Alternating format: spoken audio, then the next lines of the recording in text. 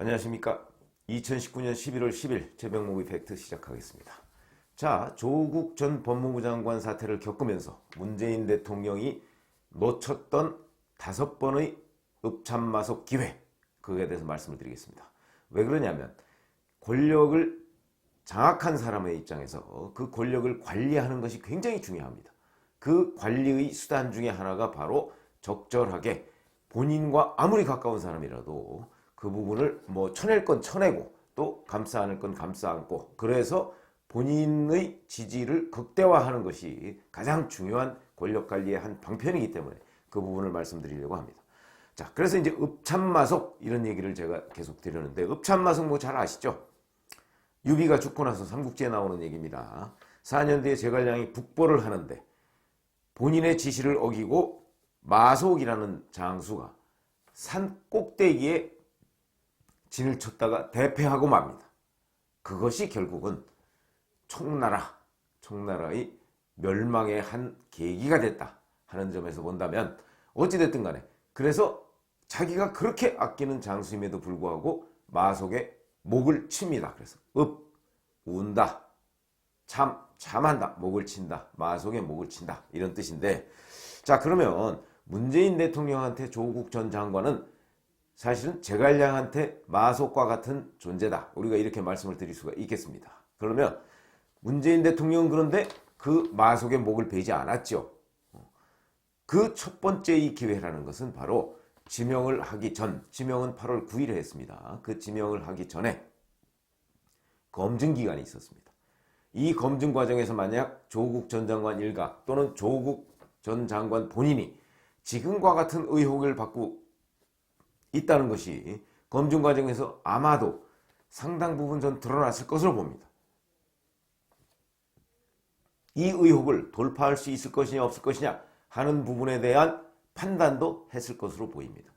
그렇다면 이게 완전히 팔이 안으로 굽지 않는 한 객관적으로 본다면 아마 조국이라는 사람은 이 의혹을 돌파하지 못할 거야. 아무리 한국당이 약하다고 해도 이걸 그냥 놔둘 수 있을까 하는 정무적 판단 또는 민정수석실의 판단이 저는 있었을 것이라고 보는데, 그걸 아주 가벼이 얘기한 것이죠. 그래서 아니야, 요건 숨기고 넘어가고, 저거는 한국당이 뭐라고 하면 그냥 짓밟고 넘어가고, 이런 식으로 하면 충분히 돌파할 수 있을 거야 라고 판단을 했을 가능성이 있다. 그것이 바로 이 검증을 그대로 통과하게 만든 원인이었다, 이렇게 보는 것이죠. 그렇다면 이 한 번의 읍참마속 기회를 문재인 대통령은 그냥 넘긴 겁니다. 또 한 번의 기회가 있었습니다. 이거는 완벽하게 확인된 것은 아니지만 유시민 노무현재단 이사장도 얘기를 했었고 당에서도 확인했고, 그리고 제가 취재한 바로도 사실은 윤석열 검찰총장이 어떤 형식으로든 청와대에다가 의견을 개진했다는 거 아닙니까? 이거는 아마 검증 이후일 가능성이 높습니다. 그리고 지명 전이라기보다는 아마 지명 이후일 가능성이 높습니다. 그러니까 8월 9일 이후에 유시민 노무현재단 이사장이 얘기할 때는 8월 중순쯤이라고 그랬고, 저는 날짜는 모르겠습니다만 하여튼 그 어간에 청와대의 윤석열 검찰총장이 조국 전 장관의 그 의혹이 상당히 심각한 수준이다 하는 것을 얘기를 했다는 것이거든요. 그렇게 얘기를 했으면 제가 보건대는 그때 민정수석실이나 직접적으로 검찰총장을 불러서 물어보기는 어려웠을 것이고, 자, 검찰이 그렇게 판단하는 이유가 무엇이냐 하는 부분에 관해서 저는 윤석열 검찰총장의 의견을 들었어야 한다고 봅니다. 무슨 얘기냐면 근거가 있을 거 아닙니까? 윤석열 검찰총장은 과거 론스타가 사모펀드죠. 사모펀드에 관한 수사를 한 적이 있습니다. 그러니까 그때의 수사 경험을 바탕으로 할 때 이게 이렇고 저게 저렇습니다, 또는 언론사에 이미 많은 의혹이 보도가 된 적이 있습니다. 그러니까 8월 중순이라면 의혹이 한 서너 건 정도, 그리고 사모펀드 의혹이 특히 불거진 적이 있습니다. 근데 그 기사를 읽어보고 윤석열 검찰총장이 이거 대단히 심각한데, 이건 그냥 언론에서 쓰는 의혹 수준이 아닌데 라고 판단을 했을 수도 있다고 보기 때문에, 자기가 사모펀드 수사를 했던 경험이 있으니까. 그러니까 어찌됐든 간에 민정수석실을 통해서 윤석열 검찰총장이나 아니면 펀드 관련한 또는 금융 관련한 수사를 했던 검사들이나 이런 쪽에 한 번쯤 재차 검증을 해봤어야 된다. 이거 정말 괜찮은 거야? 이때 했어야 되는데 그걸 또 하지 않았다. 지금 뭐 유시민 이사장 말에 따르면 여권에서는 이것들이 검찰개혁을 지금 회방을 놓으려고 조국을 반대하는 거구만, 이렇게 판단을 했다는 것이 이제 유시민 이사장의 주장인데, 제가 보기에는 뭐 꼭 그랬을까요? 그랬을 것 같지는 않고, 다만 윤석열 검찰총장 쪽에서 이거 그냥 공연히 뭐 회방이라기보다는 뭔가 하여튼 검찰에 불편하다. 조국 장관이라는 게, 조국 장관은 그 윤석열 검찰총장의 서울법대 후배 아닙니까? 뭐 이런저런 것을 해서 뭐 회방까지는 아니어도 뭔가 그냥 불편한 감정을 내비치는 것 아니냐, 이런 정도로 판단을 했을 가능성이 있다고 봅니다. 어찌됐든 간에 그 기회를 또 한번, 중요한 기회를 놓쳤습니다. 그런 것들이 그 이후 윤석열 검찰총장의 조국 수사를 불러온 하나의 원인이지 않았을까. 이게 바로 두 번째 읍참마속의 기회를 놓친 것이다, 이렇게 저는 판단을 하고 있습니다. 자, 그 다음에 또 세 번째의 기회가 있었습니다. 그것은 바로 8월 26일로 예정됐던 국회 인사청문회가 무산이 됐었죠. 그리고 그 이후에 뭐 국민청문회를 한다는 둥, 국민청문회가 어디 있습니까? 그냥 기자회견이죠. 기자회견 내지는 기자간담회죠. 그걸 추진하려고 하다가 뭐 이리저리 뭐 여의치가 않으니까 미뤄지다가 결국은 기자간담회를 했습니다. 그때 민주당 대변인이 기자간담회 사회를 받습니다. 아니, 자기 당 사람도 아닌데 그걸 사회를 받습니다. 이런 정말 그 상식에 맞지 않는 일들이 벌어졌습니다. 그래서 어떤 기자간담회를 했는데 그 기자간담회에서 본인이 얘기했던 것들이 상당 부분이 거짓으로 판명이 됐습니다. 그런데도 그냥 밀어붙이는 듯 싶다가 한국당이 양보를 하니까 국회에서 이제 본격적인 청문회를 9월 6일 날 했죠. 그런데 마침 그날이 또 그 정경심 교수의 딸, 조국 장관의 딸, 바로 조민이가 동양대 표창장 위조한 것, 이것을 부산대 의존원에 낸 전날이다. 낸 날이 9월 7일인데 이 청문회 날은 9월 6일 아닙니까? 그러니까 그 9월 6일 밤 12시가 지나면 공소시효가 끝납니다. 표창장 위조 사건의 공소시효가. 뭐 나중에 이제 그 공소시효가 9월 6일이 아니었다는 게 뭐 드러나긴 하지만 그 당시로서는 9월 6일이 공소시효인 것으로 판단을 하고, 그러면 9월 6일에 만약에 그러니까 기소를 하지 않으면 그냥 공소시효가 끝나버립니다. 검찰은 그렇게 판단하고 9월 6일 밤 11시가 넘어서 전격적으로 기소를 합니다. 그때까지는 정경심 교수를 불러서 조사도 안 한 그런 상태죠. 그러나 어찌됐든 간에 표창장 위조가 명백하다 하고 검찰이 판단을 했기 때문에, 그건 최성해 동양대 총장을 불러서 조사한 결과 이건 내가 준 표창장이 아니다, 이렇게 얘기를 했으니까 기소를 했습니다. 그리고 그 청문회가 끝난 다음 날 9월 7일이죠. 문재인 대통령과 조국 법무장관 후보자가 청와대에서 만납니다. 이때가 또 한 번의 기회였다. 사태를 이렇게 키우지 않을 수 있는 기회였다. 전 그렇게 생각하는 것이죠. 왜 그러냐면 이때 조국 당시 후보자가 문재인 대통령한테 뭐 한 번 더 기회를 달라라는 식으로 얘기를 했다는 건데, 사실 이 모든 의혹을 제일 잘 아는 사람은 조국입니다. 그러니까 문재인 대통령이 조국한테 또 한 번 다짐을 했어야 되는 겁니다. 무슨 얘기냐면, 정말 괜찮겠어?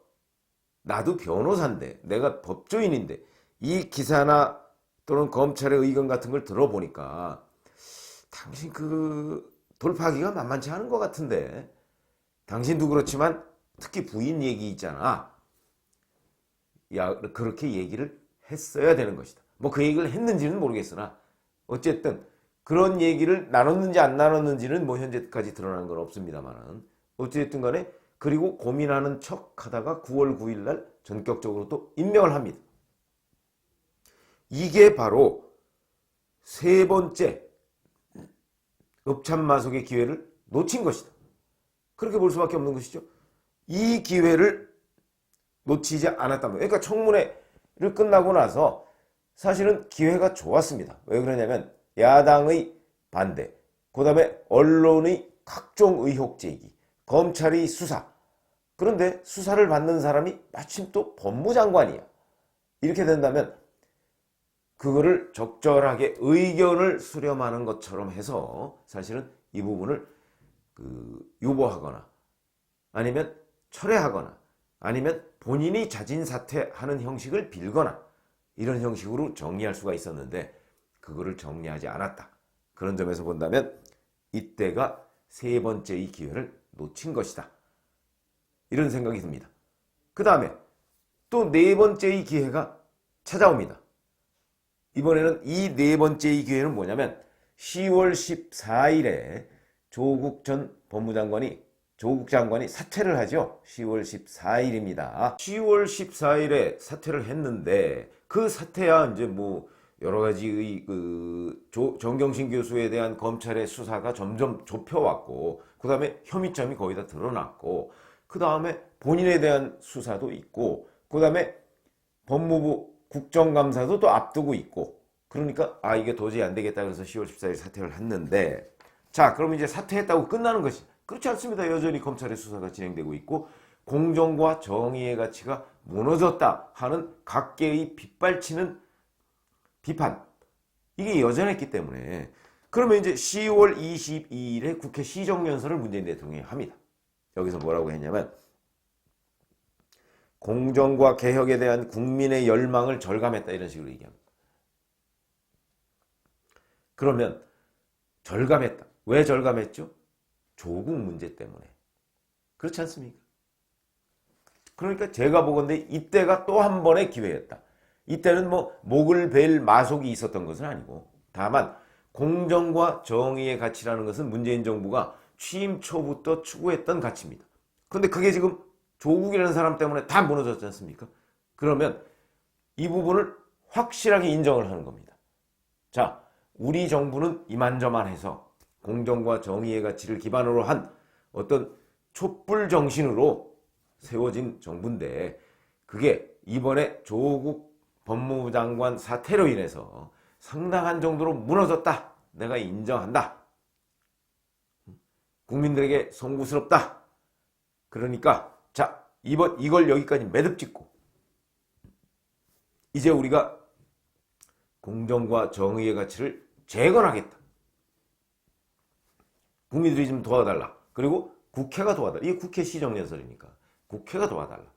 라고 한다고 하면 이거는 마속 장수 한 사람의 목을 벤 것 이상의 효과가 있었을 것이라고 저는 생각을 합니다. 그런데 문재인 대통령은 또 이 부분도 그냥 간과했습니다.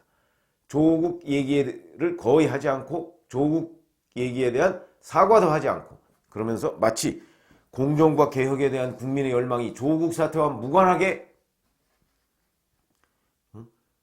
그런 열망이 국민들 사이에서 용솟음 친 것처럼 이런 식으로 유체이탈 화법으로 일관했습니다. 그렇기 때문에 또 한 번의 기회를 놓친 것이다. 그럼 마지막 다섯 번째의 기회는 뭐였느냐? 11월 8일에 있었던 반부패 정책협의회라고 저는 생각을 합니다. 반부패 정책 또는 반부패 기구 그거의 핵심은 역시 검찰이죠. 그날 33개 직간접적인 반부패 기관장들이 참석을 했습니다. 그 자리에서 이름이 거론된 사람은 윤석열 검찰총장 한 사람입니다. 문재인 대통령의 이름을 거론했죠. 반부패 정책협의회에서 거기서도 공정과 정의의 가치를 얘기했습니다. 그런데 윤석열 총장이 아닌 다른 총장이 오더라도 뭐 이런 표현을 썼습니다. 마치 윤석열 총장한테 너 내일이라도 내가 사표 받을 수 있어. 그런 엄중 경고입니다. 아니 지금 임기 2년짜리 검찰총장이 지금 겨우 106일 이 11월 8일이면 106일째입니다. 106일째 석 달 정도 지났는데 지금 다른 총장이 온다. 이런 얘기를 가정이라도 그 면전에서 했다는 것은 엄중한 경고입니다. 그러면 지금 객관적으로 볼 때 이게 지금 조국이라는 사람이 비판을 받아야 됩니까? 아니면 윤석열이라는 사람이 비판을 받아야 됩니까? 그런데 문재인 대통령은 적반하장격으로 오히려 윤석열 검찰총장이라는 사람을 비판하듯이 얘기를 하고 있습니다. 이게 얼마나 국민 공감대가 없는 얘기입니까? 그 다음에 이 반부패 정책협의회에서 문재인 대통령이 쭉 얘기하던 중에 조국이라는 이름은 빠졌습니다.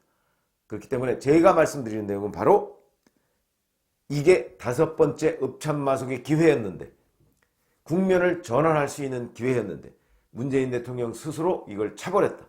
그럼 왜 이랬겠느냐? 물론 그거야 뭐 분명한 것이죠. 문재인 대통령은 본인의 적극적인 지지층을 배신하지 않겠다, 이런 것이죠. 그러나 적극적인 지지층만 쫓아가다 보면 문제가 어디서 터지느냐? 바로 적극적인 지지층과 적극적인 반대층의 사이에 있는 중간계층을 잃는다. 이 중간계층을 잃는 것은 곧 정치에 실패하는 것이다. 저는 그렇게 생각합니다. 총선이 지금 5개월 남았습니다. 5개월밖에 남지 않은 총선을 앞두고 지금 중간계층의 이반 현상을 불러온다? 그것은 본인들을 이제 오늘부터 하산길인데 이 하산길에 위험을 자초하는 일이다. 이렇게 생각합니다. 그런데도 불구하고 문재인 대통령은 그 길을 선택했습니다. 이것은 저희 같은 오랜 정치부 기자가 보면 기회를 스스로 걷어찬 것이다.